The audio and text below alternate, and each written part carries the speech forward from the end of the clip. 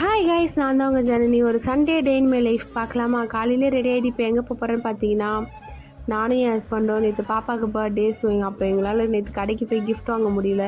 இப்போ போய் வாங்கிட்டு வரலான்னு சொல்லிட்டு ஆற்காடில் இருக்க தமிழ்நாடுக்கு தான் வந்து இன்னொரு ட்ரெஸ் வாங்க. அப்புறம் ரொம்ப நேரமாக ட்ரெஸ் எல்லாம் பார்த்துட்டு இந்த க்ரீன் கலர் தான் பாப்பாவுக்கு சூஸ் பண்ணியிருந்தோம். அப்புறம் மேலே போய்ட்டு பேக் வாங்கிட்டு வரலான்னு சொல்லிட்டு பேக்கும் வாங்கிட்டு, அப்புறம் வீட்டிலேருந்து கால் பண்ணி பையனுக்கு யூனிஃபார்ம் வாங்கிட்டு சொன்னாங்க. அவனுக்கும் யூனிஃபார்ம்லாம் வாங்கிட்டு எல்லாத்தையும் வாங்கிட்டு பில் போட்டுட்டு அங்கேருந்து கிளம்பியாச்சு. அப்புறம் அங்கேருந்து வீட்டுக்கு போகும்போது ஒரு கரும்பு ஜூஸ் குடிக்கலாம் அப்படின்னு சொல்லிட்டு கரும்பு ஜூஸ் குடிச்சிட்டு வீட்டுக்கும் வந்தாச்சு. வீட்டுக்கு வந்து ஒரு குட்டி தூக்கம் போட்டுட்டு மறுபடியும் ரெடி ஆகிட்டு எங்கே போகிறேன்னு பார்த்தீங்கன்னா, ஊருக்கு போகிறேன் அம்மா வீட்டுக்கு. ஸோ அதனால தான் கிளம்பி போய்ட்டுருந்தேன். என் ஹஸ்பண்ட் தான் என்னை கூட்டிகிட்டு போய்ட்டு இருந்தார். அப்புறம் அங்கேருந்து போயிட்டு பெட்ரோல்லாம் போட்டுட்டு, அதுக்கப்புறம் பெட்ரோல் பங்க் பக்கத்துலேயே ஒரு ஷாப் இருந்துச்சு. அங்கே போய்ட்டு ஏதாச்சும் வாங்கலாம் அப்படின்னு சொல்லிட்டு உள்ளே போய்ட்டு பார்த்துட்டு ஒரு ஐஸ்கிரீம் வாங்கினேன் நான். அப்புறம் என் ஹஸ்பண்ட் வந்து ஒரு ஜூஸ் வாங்கினார். வாங்கிட்டு சாப்பிட்டுட்டே போய்ட்டுருந்தோம்.